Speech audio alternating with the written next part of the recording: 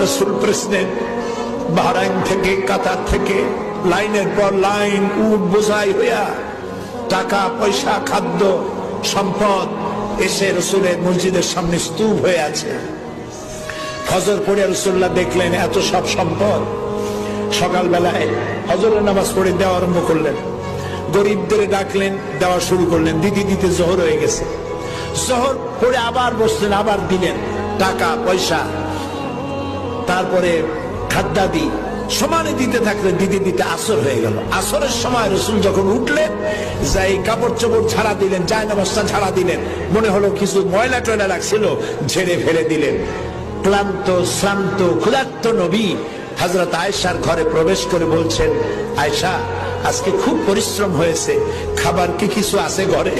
হযরত আয়েশা বলছেন, ইয়া রাসূলুল্লাহ, আল্লাহ